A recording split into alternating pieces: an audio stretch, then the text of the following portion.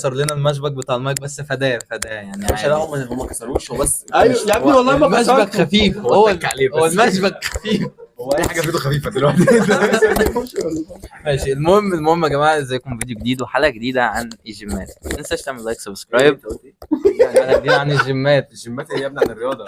ايه ده؟ عن الرياضه. ماشي السلام عليكم ورحمه الله وبركاته. ازيك يا اسطى؟ عامل ايه؟ وحشني وانا وحشك. المهم حلقه جديده عن الرياضه ويلا بينا. قدامك كرنج شويه لا ولا عادي تحسه كشير في فتح الله. طبعا ضيفنا الجديد مصطفى. فاهم رسالة مش قادر انام، هجيب مخزون تملاه في احزان، انا مالي بمين بيعيب. محمد اشرف مالناش دعوه بيه على طول.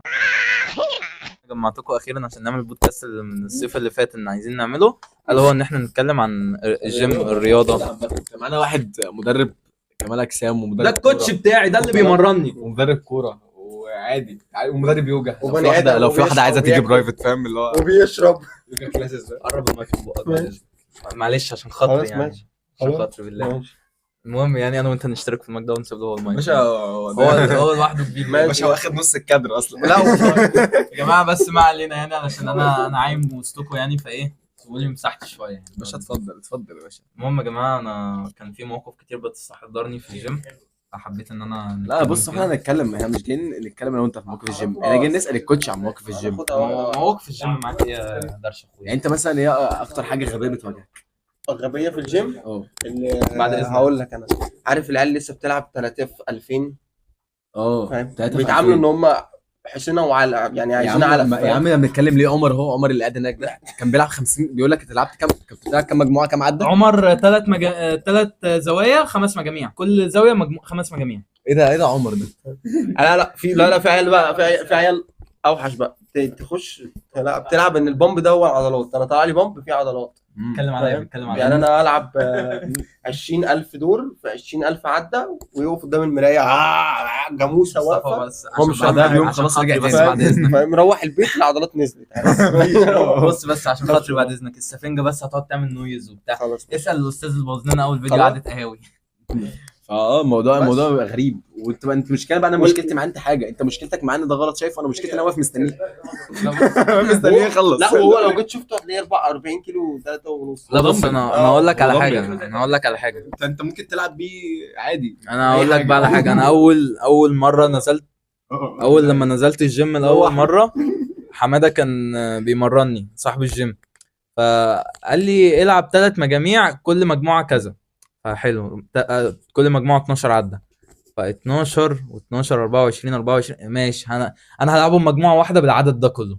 شفت فاهم؟ ده اللي انا فالمشكله بقى ان ده كان اول يوم ليا، فطبيعي انت تاني يوم بيبقى عندك وجع في عضلاتك. لا انا الوجع في عضلاتي كان برو ماكس، انا ما كنتش قادر اتحرك. اتاخرت، رحت الشغل متاخر، صاحب الشغل خصم لي 3 ايام. وتحيه لصاحب الشغل. انت تعرف مصطفى ده يعني عامه من احسن المدربين اللي انا اتعاملت معاهم، بس هو عنده بس مشكله بسيطه جدا، عنده بعض المشاكل في الشخصيه. عنده شويه نقص. انا اسف والله حاجه على حاجه هيضربني بعد الفيديو بس هفهمك. يعني انا اول يوم رحت الجيم انا عادي رايح. ايوه افتكرت. ماشي لا هو قول. انا كان بقالي فتره قاطع. قول. انا حكيت الموقف ده ماشي وقاله لي. اسف انا رجعت يا باشا الجيم، فانا هو ديش انا عارفه صاحبي، واتفاجئت ان هو بيمرن. قلت انت بتمرن؟ قال لي اه بمرن. فقعد بيمرني وبتاع، فبعد كده في اوضه اللبس بقى زي حاجه زي الباك ستيج كده في اوضه اللبس، فانا بغير. لا ده كان على الضم يعني، كان على صاحب الارض. لا فبيقول لي لا هو بيقول لي ايه ده يا حمد؟ قلت له في ايه؟ قال له ايه ده جسمك ده؟ اول يوم كان بكرش يا ابني اسمع، فاهم يا ابني ده مش كرش. انا بقول له على فكره انا بعمل دايت. هو سمعها انا هعمل دايت. قلت له بيقول لي هتعمل دايت؟ ايوه ما هو اصلا بكرش لسه بيفكر حاليا في الكرش. الفكره لا مش كده، لما قلت له عملت دايت عارف قال ايه؟ مش باين قوي يعني. ما هو مش باين والله ما باين. الفكره انا قعدت بعدها شهرين وعمري ما قلت له انا هيبقى ولا في حاجه. لا ما مرتش برايفت بس هو تقريبا لسه فاكرها لحد دلوقتي. لا الفكره في حاجه، انا الفكره في حاجه برضه. صوتك في وداني كل مره اجي اعمل دايت، مع انه اخويا يعني. لا والله مع انه اخويا بس هو خدها على انا عايز اقول لكم صدره. على حاجه بقى. انا عايز اقول لكم على حاجه. انا بعد الاصابه كنت قلت لمصطفى طب انا عايزين نشوف نقيم الدنيا في جسمي عشان ايه لما ارجع كده يبقى في خسائر. فمصطفى قال لي تمام ماشي يلا بينا على اوضه اللبس. تمام ماشي. عامة يا بينا على اوضه اللبس بالاتيتيود ده اللي هي ايه انت متخاف هيطلعك مسرح سكه ودغري. ومش هيطلعك مصر هو طلع هو هيطلعك فمبدئيا بص بقى مصطفى اول حاجه السمانه مفيش. يلا لا مش السمانة من تحت وريني ظهرك وريني ظهرك اقلع الهودي ده يلا وريني ظهرك. فوريته ظهري مفيش عضلات ظهر اصلا تمام. البنش والله مش بنش بص. طب انا كنت بدل لا عارف بصراحه مصطفى ان هو قعد 3 شهور بيلعب معايا في الجيم كل شهر بيجي يقول لك تقول له نفس الكلام. ايوه مفيش حاجه. لا الفكره بقى في حاجه الفكره بقى اتغيرت. طيب لا الفكره بعد ده في وقت انا كنت ملتزم في التمرين مع نفسي. في مره قال له لا انت اتطورت راح لف له وش عمل لي كده. ايوه ما هو حسيته بقى. اقول لك احكي لك هو انا حسيته خد الموضوع على صدره قوي خلاص وابتدى ايه. لا مش هيجي هيسحب الاشتراك. بس انا كده بالنسبه له تروما فاهم. فقلت بقى خلاص احاول المها بس مش هعرف اكدب فاهم. فلازم اعرفه ان انا الفكره بقى احنا لما دخلنا على الدراع قال لي لا الكتف الجانبي حلو التراي عندك حلوه بس الباي في الضياع. طب البوي بتاعته عامله ما كده تحليل منطقي يعني عامله كده. بس بذمتك قبل التصوير لما وريتها لك كانت اتطورت ولا لا انهي مرة؟ الباي؟ لا على الكسفه اللي انت فيها يا حازم. طب التراي؟ لا برضه واحده معاكم التانيه في البيت. انت فاهم. بص يا باشا فانا بس لا عامه برضه في سؤال تاني بيواجهني. انت ايه اكتر فئه من الناس لما بتخش الجيم بتحس كده اللي هو يا عمتين امي ده يوم انت فاهم يا رب اليوم يخلص اللي هو اي حد يروح الجيم ورياضه وكل الكلام الحلو ده اللي الناس كلها بتقوله في المناسبات. في ناس مش مكانها في ناس مش مكانها يعني. اقول ممكن يخش لك جيم انت انا قاعد شفتي مفيش اي حاجه بمرن وعامل شغلي وكل حاجه. يخش لي واحد ثانيه يخش لي واحد لابس سلسله من هنا لحد السره ما اعرفش ليه برضه. ايوه وبعدين بيتمرن بيها والكاب الكاب ايه بقى اللي هو كده وعامل كده. ايوه فهي دي عركه مش جيم. خلاص احنا كده رايحين نضرب في جنزير اصلا في الجيم. وبعدين يتمرن ممكن بابا بيتمرن هي في دلوقتي خناقه حاسه جوه دماغه. ايوه بدون ذكر اسامي يعني فين البار ايه هتضربني بيه ولا ايه؟ وبعدين اجي اكلمه في نص التمرينه راح بيبرق لي ويعمل لي كده. لا اقول لك على حاجه بيلبسوا قط في الاغلب. صلي على النبي. بيلبسوا قط وعليهم شعر بط اكتر من امازون اريزونا انت فاهم. اقعد يا عمر من غابات الامازون انت فاهم. يعني مش عارف. انا اقول لكم على حاجه انا مثلا اكتر الرياضه عشان انا عارف الناس ممكن تاخد كلامي توديه في حته تانية. الرياضه للجميع وكل الكلام اللذيذ بس في حاجات مش يعني مش خليك بني ادم. يعني انت الاول حاول تغير شكل يعني حاول تغير يعني ما تبقاش السلة دي بالسلة اصلا هتوديها فين فاهم. بس وتعالى الجيم فاهم وتعالى الجيم بس. بصوا انا حاسس ان اضيف في الحلقه فيعني خليني امسك لكم طب انزل شويه. طب انت هتعورني. امسك المايك امسك المايك وخليه قريب من بقك بعد اذنك عشان خاطر. عارف انا اكتر فئه بتتعصبني في الجيم حرفيا اللي هم بيقفوا قدام المرايات وهم لا ده نهار اسود نهار اسود. لا في يعني انت اكيد شفت العيال دي. ايوه العيال اللي بتيجي من الساعه 1 ل 2 دي عارفهم هم شله صحاب اقسم بالله كل مره بيتصوروا. التطور ايه اللي هيجي في 24 ساعه. ايوه التطور ايه بحط عامه لا مش دول العيال دي بتيجي تقدم حربيه. ايوه في عيال منهم اللي بيجوا يقدم حربيه. قول له فاهمني؟ شفت انت الولد صاحبهم اللي هو عامل كيري الرفيع ده اللي كان قالع تيشيرت وماشي نص الجيم بيعمل كده. اقسم بالله العظيم لا في اوسخ بقى. جربت مثلا عايز اقول لك حاجه ياخد دش هو ملط باللباس بالفوطه حاطط الفوطه وماشي تحس ان هو ماشي مثلا في نيويورك. فهو الموضوع عادي. حمام مغربي. عامه فاكر انت ما تعرفش انت اليوم ده كان احمد طارق ما جاش الجيم. اليوم ده انا كنت في الجيم انا وهو لوحدينا اقسم بالله العظيم. دخل يستحمى لقيته طالع لي بالبوكسر في نص الجيم وعامل كده. انا دي شبيه ما تلم نفسك دي. اقول دي برضه تروما حصلت لي انا. لا حصلت. انت عارف جبت تروما لمين؟ جبت تروما لولا عمرو. ولا عمرو ده واحد صاحبنا يعني عمرو سومو. هو سومو راجع متنمر. ما ينفعش يبقى ما ينفعش يبقى مش تنمر. هو اصلا هو سومو فعلا. هو اسمه سومو يعني. هو فاكر لما كان بيستحمى ما هو عامل شبه اللي بتعرف فاكر تعمل تخبط على فاكر لما كان بيستحمى في الحمام بتاع لا الحاجات دي هو ولا حاطط ايه ازازه الشامبو فوق والحاجه فوق. الجيم فاضي مفيش غير انا هو ودي الساعه 3 الفجر ديش 3 4. الفجر كده فديش قاعد بيتسحب كده لحد ما دخل حط وقت على بص، راح عمل له بتاع وقع، قعد يقول لي يا عم انت بتعمل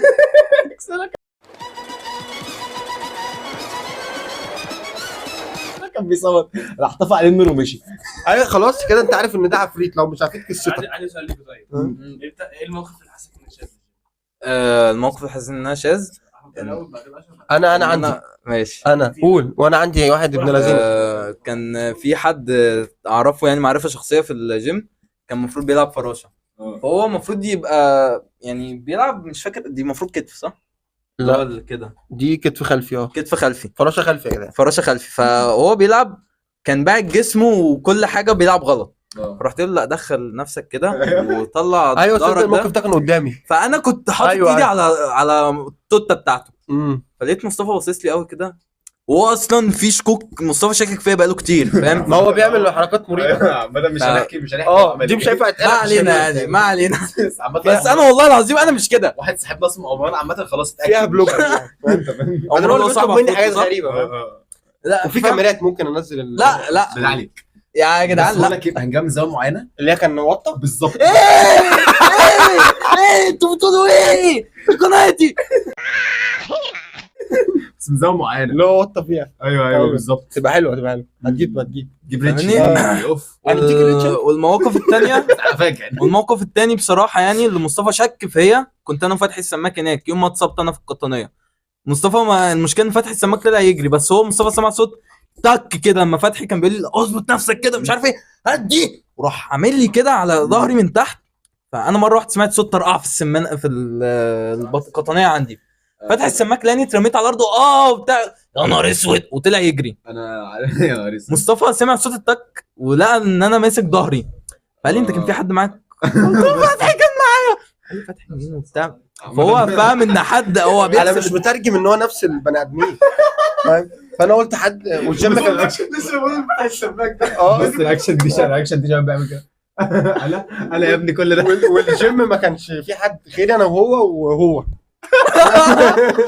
المهم يعني يا جماعه انا عايز اقول لكم على حاجه. بغض النظر انت كده محتاج دكتور علاج طبيعي، محتاج شيخ يعني. وبعدين كان لا، لا. بيصوت واحد ظهرك بحرقه يعني. ليلة دخله. انت تعرف من المواقف الغريبه، في واحد كنت بلعب سكواد كنت بلعبه غلط، فانا ما اعرفوش الواد ده يعني. هو جه مره تقريبا ما شفتوش تاني بعدها، فبيساعدني وبدا يعمل لي ويحط ايده على وسطي كده. ايوه انا الواد ده من النهارده الواد ده فارس احلامي.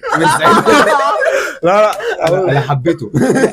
انا كنت في جيم وانا صغير شويه، كان المدربين بتتعامل مع شككت بنفسي مع المتدرب ان هو حاله ممكن تاخدها ويروح البيت فاهم. فبلعب سميث سكواد برضو. ايوه فهو انا يعني انا لما باجي اساعد حد ما بروحش اقف وراه يعني، بحاول اساعد بس انت كنت هتموت احمد طارق في مره بمنطق يعني. فراح المدرب ده هو من عندنا هنا في الويلنج، راح لف ورا البتاع فانا كشيت المكان ضيق اصلا يعني الحته كلها تنزل ايدك يا كابتن بعدين. فلقيته بقى بايه ساعد ازاي من عند لا مؤاخذه عن مشيها وسطي عشان مش هينفع نقول، وقريب قوي وابتديت احس بصهد.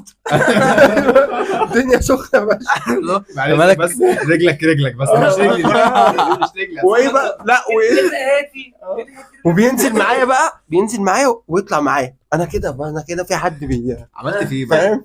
ما انا خفت ما تكون يعمل بجد الفكره لا الفكره بقى اقول لكم وصغير كنت لسه فاهم.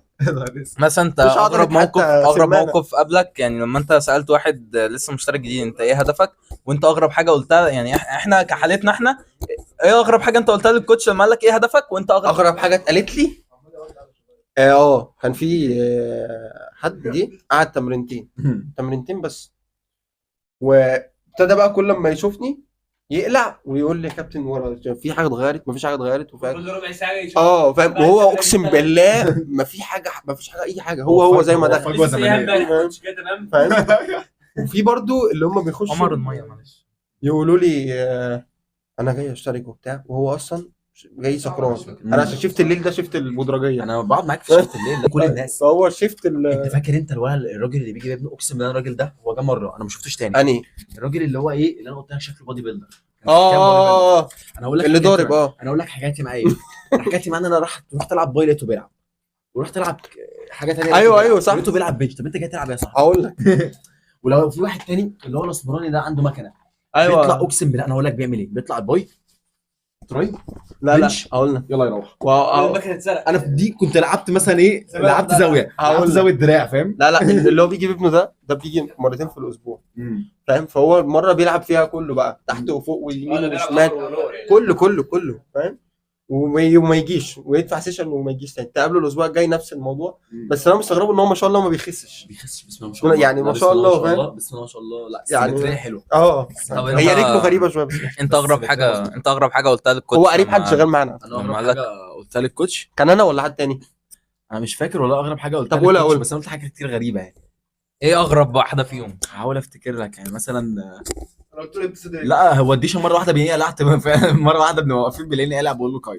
ايوه كل الناس مش لا بس انا ببقى بس بيبقى في تطور، خلي بالك. انا ماشي. بيبقى في تطور. بس في ناس مفيش تطور، في ناس هي تقريبا هتموت، هي عايز تقلع وخلاص، هي نفسها تقلع انت نفسك فاهم. بس انت نفسك. لا انا اغرب حاجه قلتها اول ما اشتركت فاهمني. كابتن حماده صاحب الجيم قال لي انت ايه هدفك بقى ما دام انت اول مره بتنزل وبتاع. انا كانت اول مره انزل جيم، قلت له انا عايز اعمل موف اون بصراحه يا كابتن فاهم. انا مش هقعد الف وادور عليك.